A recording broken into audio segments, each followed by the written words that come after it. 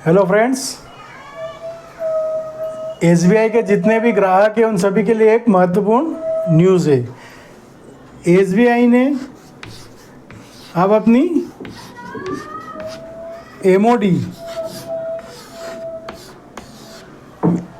Scheme में एक बहुत बड़ा बदलाव किया है। जिन्हें नहीं पता उन्हें बता देता हूँ। एमओडी मतलब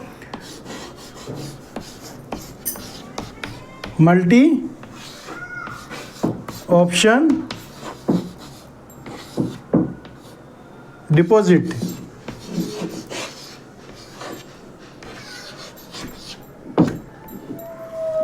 जी हाँ friends, multi options deposit scheme में अब उन्होंने अपनी लिमिट बढ़ा दी है। पहले एमओडी में यानी कि आपको जो सुविधाएं मिलती थी वो सुविधा लेने के लिए आपको अपने सेविंग अकाउंट में मिनिमम 35,000 बैलेंस मेंटेन करना होता था, लेकिन अब इस अमाउंट को बढ़ाकर यहाँ से कर दिया है 50,000। जी हाँ फ्रेंड्स, अब अगर आपको एमओडी में जो आपको स्कीम में फैसिलिटी मिलती थी, अब उसको अगर आपको फैसिलिटी को लेना है तो आपको अपने सेविंग अकाउंट में मिनिमम 50,000 रुपये का बैलेंस मेंटेन करना होगा, क्योंकि एसबीआई देश का सबसे बड़ा बैंक है और सबसे ज़्यादा ग्राहक भी एसबीआई के ही नाम पर है।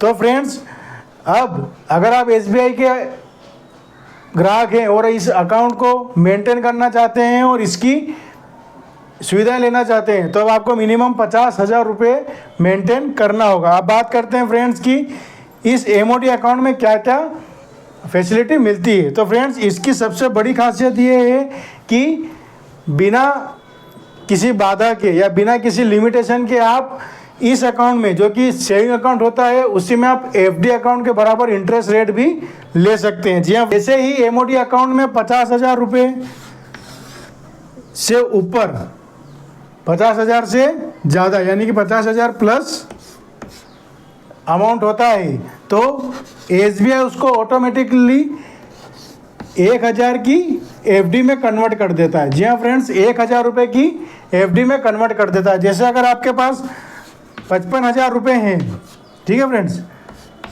55,000 रुपये हैं तो एसबीआई क्या करेगा कि 50,000 रुपये आपके सेविंग अकाउंट में रखे रहेंगे और 1,000 की 5 एफडी ऑटोमेटिक आपकी बन जाती है। अब इस एफडी का क्या बेनिफिट होता है?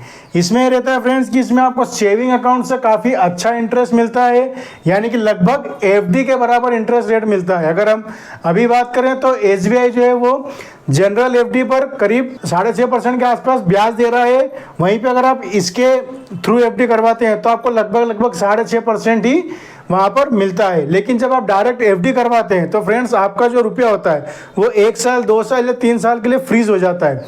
लेकिन इस एफडी में आपको बेनिफिट क्या होता है फ्रेंड्स कि जैसे ही आपका जो बैलेंस है इस अकाउंट में 50,000 रुपये से कम जाता है तो ये एफडी ऑटोमेटिक ब्रेक होकर वापस से आपके इस अकाउंट में वो 50,000 रुपये मेंटेन करने के लिए इस अकाउंट में एसबीआई द्वारा डाल दी जाती है और इसमें किसी भी तरह की कोई पेनल्टी नहीं लगती है।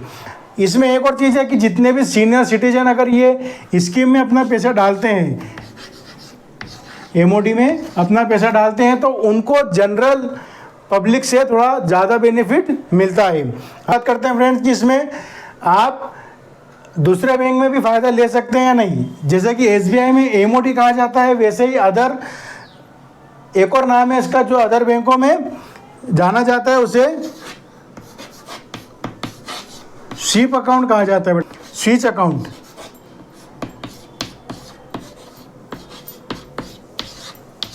इन दोनों नाम से भी ये स्कीम जानी जाती है।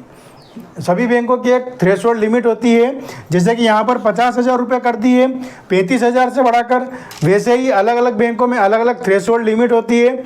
उस लिमिट के ऊपर जितना भी पैसा उस अकाउंट में होता है वो बैंक ऑटोमेटिक उस अमाउंट की एफडी कर देती है और लगभग एफडी के बराबर ही आपको इंटरेस्ट रेट हर अमाउंट पर मिलता है। और जैसे ही उस थ्रेशोल्ड लिमिट से कम अमाउंट होता है तो वे एफडी ऑटोमेटिकली ब्रेक हो जाती है और वापस से वो पैसा आपके सेविंग अकाउंट में आ जाता है और आप उसका उपयोग वैसे ही कर सकते हैं जैसे आप अकाउंट में रखे हुए रुपयों का कर सकते हैं। तो फ्रेंड्स, अगर आपको इन्फॉर्मेशन और वीडियो अच्छी लगी तो वीडियो को लाइक करना ना भूलें और हमारे चैनल को सब्सक्राइब करना ना भूलें।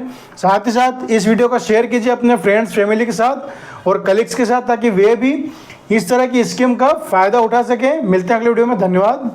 जय हिंद।